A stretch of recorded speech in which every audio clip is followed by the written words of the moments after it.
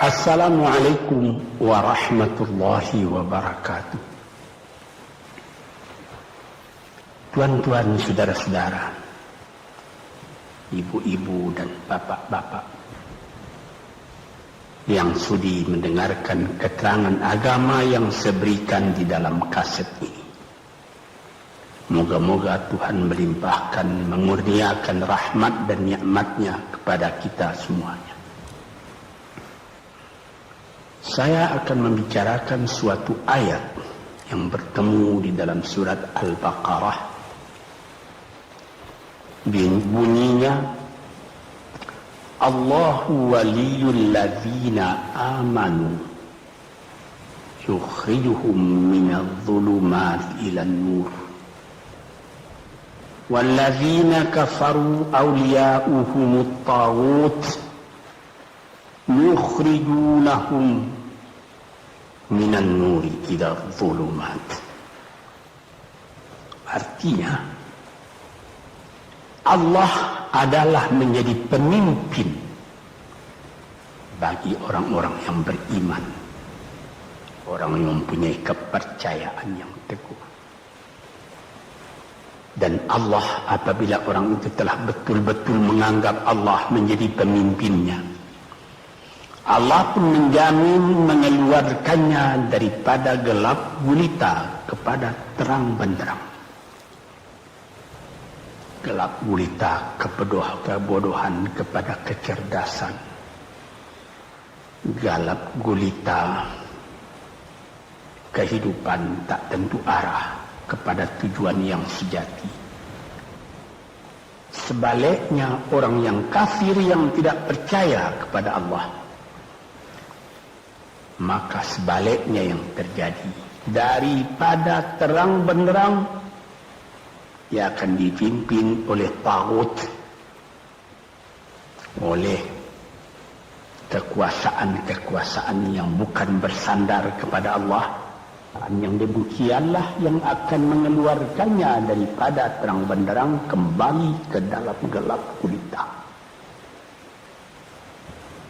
Oleh sebab itu, rohani manusia itu adalah melalui di antara gelap dan terang kehidupan itu, di antara terang dan gelap kehidupan. Kalau sekiranya jasmani kita, kalau sekiranya badan kita yang lahir ini diberi cahaya oleh matahari yang terbit di waktu pagi, yang terbenam di waktu sore, rohani kita pun diberi juga terang oleh suatu yang lebih terang dari matahari, yaitu petunjuk dan hidayat Tuhan. Di dalam Al-Quran, Tuhan memberikan bujukan, memberikan jiwa besar kepada orang-orang yang beriman itu. Tuhan bersabda, La tahinu wa la tahzanu wa antumul a'launa in kuntum mu'minin. Engkau ini adalah orang yang tinggi kalau engkau tetap memegang kepercayaan kepada Allah Subhanahu wa ta'ala. Di dalam perjuangan hidup di dunia ini, perjuangan antara yang hak dengan yang batil, antara gelap dengan terang, antara keyakinan dan keraguan, manusia berjalan di sekitar itu. Di kiri dan di kanan kita berjumpalah gelap dan terang itu. Maka diberilah pedoman manusia tadi. Apa pedoman? Walaupun bagaimana hebatnya, geloranya, tofannya, halimbubunya, ombaknya dan gelombangnya kehidupan itu, manusia mesti teguh berpegang kepada iman. Sebab kehidupan di dunia itu menurut peraturannya ialah tidak ada yang tetap. Yang tetap itu ialah berubah. Berubah itulah ketetapan yang ada dalam dunia. Panas sangat terik, benar, nanti akan hujan. Hujan sangat lebat, benar, nanti akan panas. Di suatu tempat terjadi hujan yang lebat, berhari-hari timbul banjir. Ya, banjir itu tidak tiap hari, nanti dia kering lagi. Di laut pun demikian pula. Ada pasang naik, tergenang ke atas. Besok pagi air itu sudah kering lagi, surut pasang. Begitulah kehidupan di dunia itu. Itu harus kita yakini supaya kita jangan terombang-ambing dalam kehidupan itu. Kalau kita sudah mulai terombang-ambing, tahu-tahu walaupun bagaimana terangnya hari gelap timbul dalam jiwa kita sendiri. Walaupun panas terik, kita berhujan. Hujan oleh keringat kita sendiri. Jadi yang penting di sini menjaga hati. Sampai Rasulullah Nabi kita Muhammad SAW, inna fil jasadi mudghatan, di dalam tubuh manusia itu ada suatu bekuan darah. Idza salahat salahal jasadu kulluhu wa idza fasadat fasadal jasadu kulluhu. Kalau ini segumpal daging baik, seluruh badan jadi baik. Kalau dia rusak, seluruh badan jadi rusak. Apakah itu? Hati. Kendali terletak dalam hati kita. Hati artinya penuh, bukan saja berarti pada daging, tapi pada hati dari hati, isi dari hati, atau juga akal kita.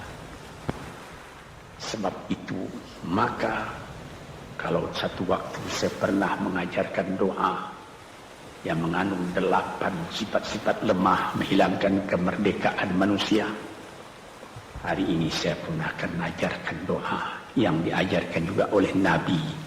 Bagaimana menjaga hati tadi. Di situ dalam doa itu ada tersebut 4 perkara. Apa disebut? Allahumma inni a'udzubika min qalbin la yakhsha'u wa min ilmin la yanfa'u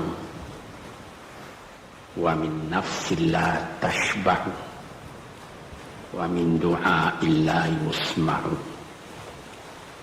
Jadi 4 perkara. Yang pertama, Allahumma inni a'udzubika min qalbin la yakhsha. Aku sangat berlindung kepada Engkau ya Allah, janganlah sampai terjadi hati saya itu tidak khusyuk lagi. Ini bahaya ini. Mulai bahaya mengancam kepada manusia. Kalau hatinya tidak khusyuk lagi, hati khusyuk yaitu hati itu tentu jelas tujuannya kepada Allah. Allah menjadi pegangannya. Allah menjadi bentengnya. Allah menjadi ingatannya. Allah menjadi tujuannya. Dan kepada Allah dia kalau sembahyang menghadapkan diri, menghadapkan hati, maka permohonan kita yang pertama kepada Tuhan, ya Tuhanku, janganlah sampai hati saya ini tidak khusyuk lagi. Sebagai orang Islam, kita sembahyang 5 waktu. Di dalam Al-Quran dikatakan sembahyang itu ialah khusyuk, terpadu ingatan kepada Tuhan. Tapi kalau kita sudah, hati itu sudah mulai ditumbuhi penyakit, walaupun sembahyang, mulai saja Allahu Akbar, pikiran sudah menjalar kepada yang lain. Piutang belum menerima, utang belum terbayar, makanan belum masak, macam-macamlah yang teringat. Padahal kita dalam sembahyang. Ini apa arti sembahyang tadi lagi? Ini sudah mulai berbahaya ini. Banyak orang yang tidak meninggalkan sembahyang, tapi tidak ada bekas dari sembahyang itu kepada kehidupannya. Di dalam sembahyang kita baca inna salati wa nusuki wa mahyaya wa mamati lillahi rabbil alamin. Sesungguhnya sembahyangku dan ibadatku dan hidupku dan matiku sama sekali terserah kepada Allah. Ini dirasakan dalam hati, bukan cuma disebut di dalam mulut. Sebagaimana dikatakan, bukan jadi lip service sebagai satu tangan penggosok-gosok mulut, bukan begitu. Yang dari hati. Kalau sudah dari hati yang khusyuk, ini berbekas kepada kehidupan. Aku tak takut menghadapi segala keadaan dalam hidup, sebab hatiku bertali dengan Tuhan. Dari Tuhan aku datang, kepada Tuhan aku akan kembali. Ini namanya hati yang khusyuk. Tapi kalau sekiranya bacaan tetap fasih, tapi tidak ada lagi dari hati, melainkan rutin saja. Sembahyang 5 waktu sehari semalam, tapi tidak merubah kepada perangai, tandanya sembahyang tadi tidak khusyuk. Ini pertama kita minta kepada Tuhan, janganlah sampai kita mempunyai hati yang tidak khusyuk, hati yang tidak teringat kepada Allah. Kalau hati tidak ingat lagi kepada Allah, maka segala pekerjaan yang terlarang sudah ringan saja kita mengerjakan. Menipu, berdusta, membujuk orang lain mengerjakan perbuatan yang salah, mencela, memaki, itu karena tidak ingat kepada Allah, cuma ingat kepada diri sendiri saja. Ini yang pertama. Yang kedua dikatakan wa min ilmin la yanfa', dan aku berlindung kepada Engkau ya Allah daripada ilmu yang tidak memberi manfaat. Padahal disebutkan oleh ahli-ahli, ilmu yang memberi manfaat itu membawa manusia kepada iman. Al-ilmu yad'u ilal iman, ilmu itu membawa manusia kepada iman. Sekarang sudah ilmu banyak, tapi tidak membawa kepada iman, melainkan membawa kepada celaka. Sudah maju kepandaian orang, ilmu, pengetahuan orang, teknologi orang, sains orang, knowledge orang, dan segala macamnya. Tapi tidak ada manfaatnya kepada manusia. Cuma bahaya karena ilmu tadi yang datang kepada manusia. Sebagaimana ilmu manusia di abad ke-20 yang sangat penting, yaitu tentang tenaga atom. Maka timbullah bom atom, bom hidrogen, nuklir, sehingga manusia diancam sekarang ini oleh bahaya atom itu di mana-mana. Apabila kita lihat di televisi bagaimana mengadakan demonstrasi di Australia, di Jerman Barat, di tempat-tempat yang lain, melihat bagaimana bahaya atom itu kalau terjadi perang dunia yang ketiga. Ya Rabbi ya Karim, bom atom yang jatuh di Hiroshima itu belum ada artinya dibandingkan dengan bom yang sekarang, yang sedang disimpan oleh kerajaan-kerajaan, oleh negara-negara besar untuk menghancurkan. Nah ini ilmu ini. Tetapi ilmu yang membawa bahaya, bukan saja tidak memberi manfaat, bahkan memberi bahaya.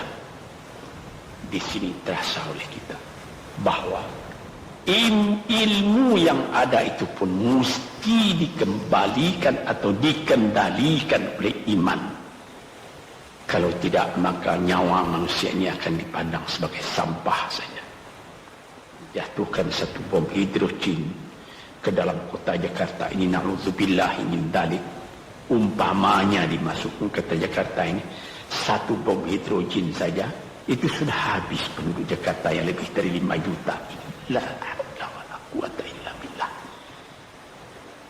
Ini minta kepada Tuhan, ya Allah, majulah ilmu manusia, majulah teknologi manusia, tetapi jangan hendaknya kemajuan itu membawa kepada bahaya. Jangan ilmu pengetahuan itu membawa kepada yang tidak memberi manfaat. Nah, ini doa yang kedua kepada Allah Tuhan sarwa sekalian alam. Yang ketiga disebut lagi, wa min nafsin la tashba'u, dan aku berlindung kepada Allah daripada nafsu, daripada diri, daripada ego, daripada tiap-tiap masing-masing diri ini yang tidak merasa kenyang. Ini juga bahaya besar. Inilah yang menimbulkan penjajahan di dunia. Inilah yang menimbulkan, disebut dalam bahasa Arab, al-ghazwul fikri, penjajahan. Sesudah Perang Dunia Kedua sudah banyak negeri-negeri yang merdeka, tetapi sekarang timbul lagi penjajahan baru. Apa? Penjajahan fikiran. Sehingga bangsa yang merdeka tadi tidak merdeka lagi fikirannya. Dia merdeka di dalam meniru kepada bangsa yang lebih kuat. Itu namanya terjajah juga. Jadi tuan-tuan yang terhormat, apa pangkalnya ini? Daripada nafsu serakah manusia. Nafsu serakah manusia sebagaimana tersebut di dalam hadis. Lau kana libni adama wadiyani min dhahabin labtagha salisan wa ma yamla'u jawfubni adama illa turab. Kalau manusia itu mendapat suatu lembah yang penuh dengan kekayaan emas, suatu lembah, dia ingin supaya mendapat satu lembah lagi yang penuh juga dengan emas. Dapat 2 lembah, dia minta 3 lembah lagi yang penuh dengan iman. Nafsu manusia tidak pernah kenyang. Padahal akhirnya kalau dia sudah menutup mata, tidak ada yang akan memenuhi perutnya melainkan tanah. Teringat akan cerita yang disampaikan oleh Graf Leo Tolstoy, pujangga Rusia yang terkenal, bahwa orang yang tidak mempunyai nafsu yang kenyang itu, pada suatu hari katanya ada satu orang kaya mempunyai tanah yang luas.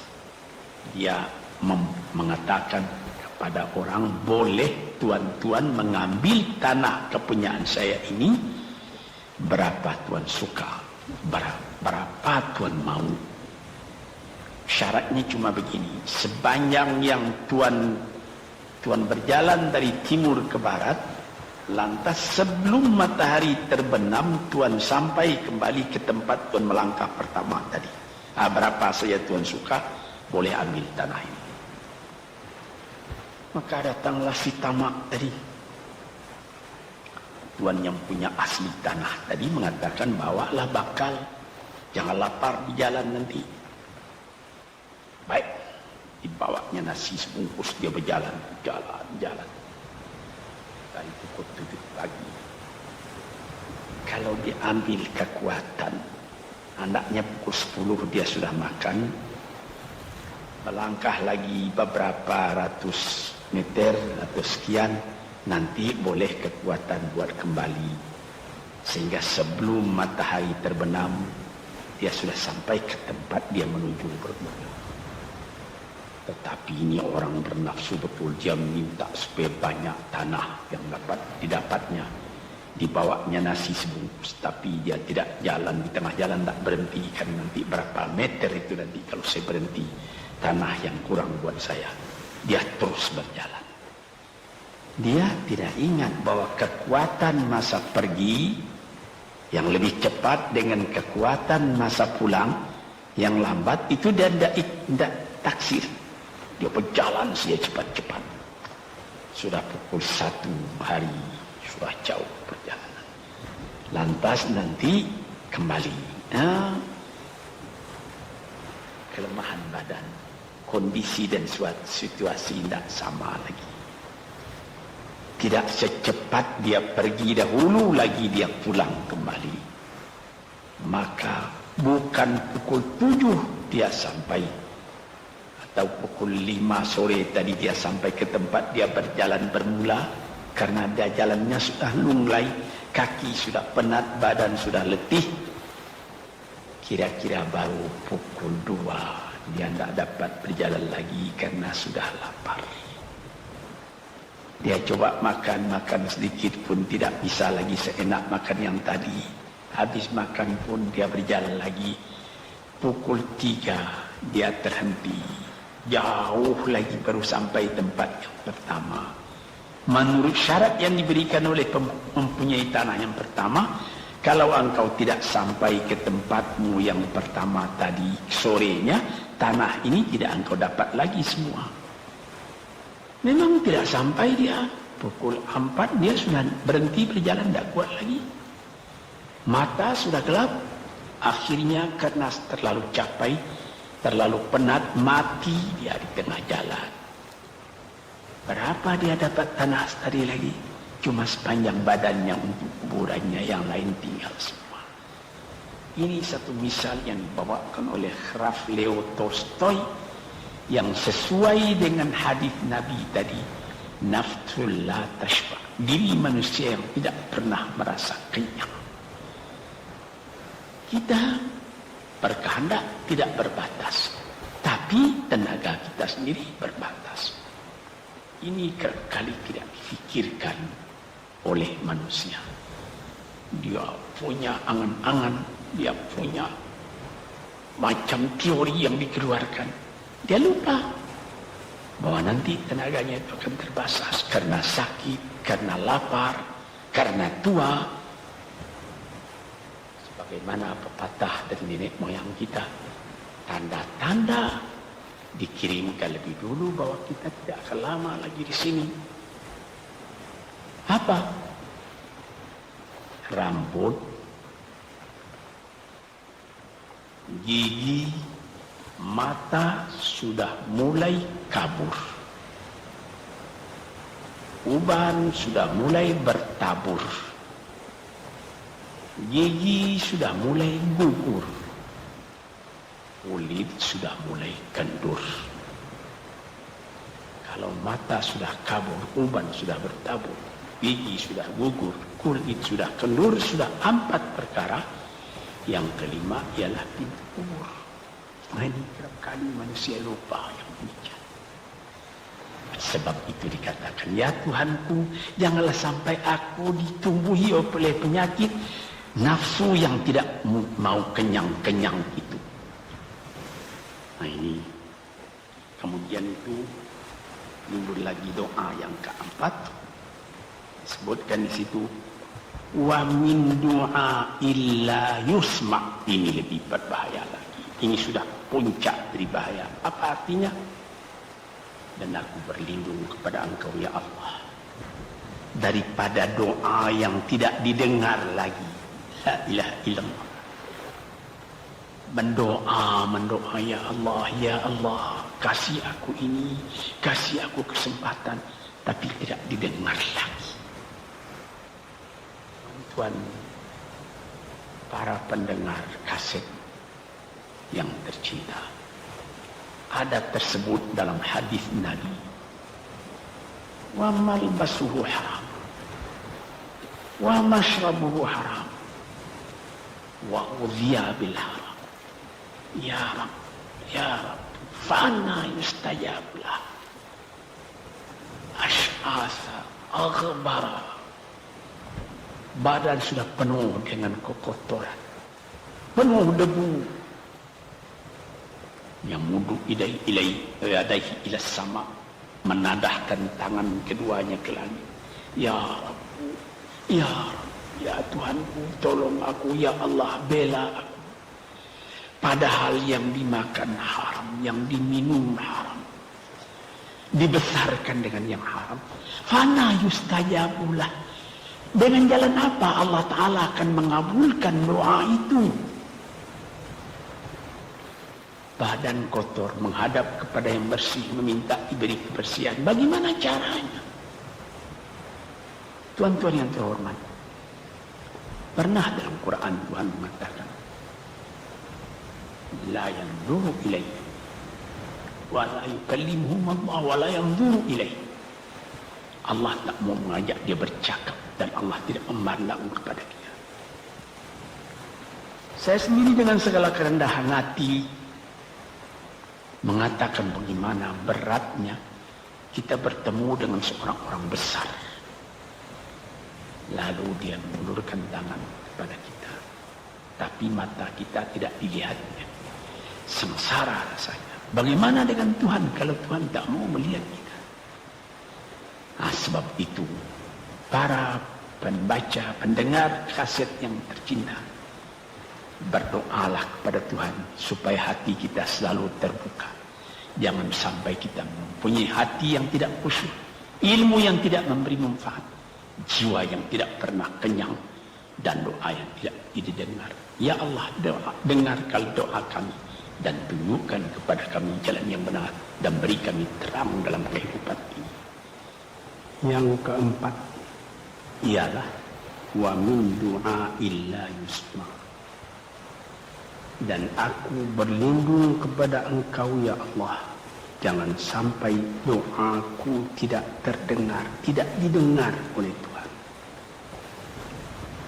Sebagaimana kita tahu, doa itu adalah mukhul ibadah, tulang sumsum daripada ibadat kita sendiri kepada Tuhan. Segala perbuatan kita patrikan dengan doa, dengan harapan mudah-mudahan dihibinkan oleh Allah, disampaikan maksud kita, macam-macam yang kita minta kepada Tuhan. Tapi kalau doa itu sudah tak diperdulikan lagi oleh Tuhan, apa celaka kita, apa daya kita, apa upaya kita? Di sini kita melihat apa sebab maka doa tidak didengar oleh Tuhan, tidak diperkenankan oleh Tuhan.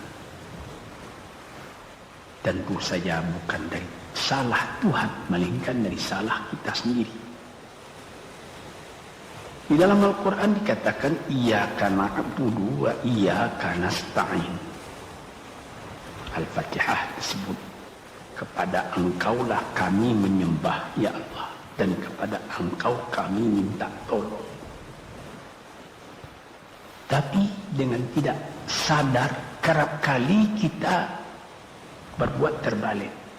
Iyyaka nasta'in wa iyyaka na'budu, kepada Engkau kami minta tolong, lalu kepada Engkau kami menyembah. Minta tolong dulu baru menyembah. Minta tolong banyak-banyak tapi terima kasih tidak ada. Tentu saja tidak didengar oleh Tuhan. Di dalam satu hadis tersebut, Asy'atha al-Ghabbara yamuddu yadayhi ila as-sama'i ya Rabbu ya Rabb, wa mat'amuhu haram wa mashrabuhu haram wa malbasuhu haram wa ghudhiya bil haram fa anna yustajab lah. Badan sudah kotor, sudah berkerunyut, kesusahan, kegelisahan kehidupan terbayang kepada tubuh sendiri, lalu menadahkan tangan ke langit meminta kepada Allah, ya Tuhanku, ya Tuhanku. Bagaimana Tuhan bisa mengabulkan? Dengan pikiran yang kotor engkau menghadap kepada Tuhan. Kalau tidak terkabul, jangan Tuhan yang disalahi. Hatimu sendirilah salahi. Apa yang kau perbuat dalam kehidupan ini? Di mana terdesak engkau ingat kepada Tuhan. Di zaman kesenangan engkau lupakan Tuhan. Di dalam mendapat percobaan engkau merengek mengadu kepada Tuhan. Jiwa yang seperti ini janganlah sampai timbul pada diri kita sendiri. Saya sudah mengalami apabila saya berhadapan-hadapan dengan orang besar, saya ingin dia menghadapkan matanya kepada saya. Apa kabar saudara? Kabar baik. Dia lihat mata saya lihat mata dia. Tapi kalau ketika dia bersalam dengan saya, dia melihat kepada orang lain, bukan main sakit hati saya. Apa salah saya maka dia begitu? Mengapa tidak saya yang dipandang? Sedangkan dengan sesama manusia lagi begitu perasaan kita. Bagaimana dengan Tuhan? La yanzuru ilaihim wa la yukallimuhum. Allah tidak memandang sebelah mata kepada Allah, kepada kita. Allah tak mau cakap, tidak mau bercakap dengan kita sepatah pun. Langit mana tempat kita bernaung, bumi mana tempat kita berpijak kalau sudah demikian keadaannya. Nah, ini yang dijaga tuan-tuan yang terhormat dalam doa keempat ini. Hati janganlah sampai tidak khusyuk, ilmu janganlah sampai tidak memberi manfaat, nafsu janganlah sampai tidak kenyang, dan doa janganlah sampai tidak didengar. Saudara-saudara, moga-moga Allah memberikan kepada kita hati yang terang. Sebagaimana ayat yang mula-mula saya sebut tadi, Allahu waliyul ladzina amanu yukhrijuhum minadh dhulumati ilan nur. Allah lah jadi pemimpin bagi orang yang beriman, sehingga dari gelap gulita dibawa dia oleh Tuhan kepada terang benderang. Walladzina kafaru, tetapi orang-orang yang sudah tidak ada kepercayaannya kepada Tuhan, auliya'uhumut taghut, yang menjadi pemimpinnya bukan Tuhan tapi setan. Dia akan membawa orang itu daripada terang benderang ke dalam gelap gulita. Kita jadi meraba-raba dalam gelap kehidupan. Dalam meraba-raba itu masih ragu entah kemana akan pergi. Maut pun datang, gelap selalu. Di dunia gelap, di akhirat pun gelap. Na'udzubillah min dzalik. Hadirin yang terhormat, para peminat kaset ini, moga-moga semuanya ini menjadi kenang-kenangan kepada Tuhan di dalam perjalanan yang jauh, di dalam keistirahatan hidup, sehingga mendapat ketetapan hati dan tumakninah. Assalamualaikum warahmatullahi wabarakatuh.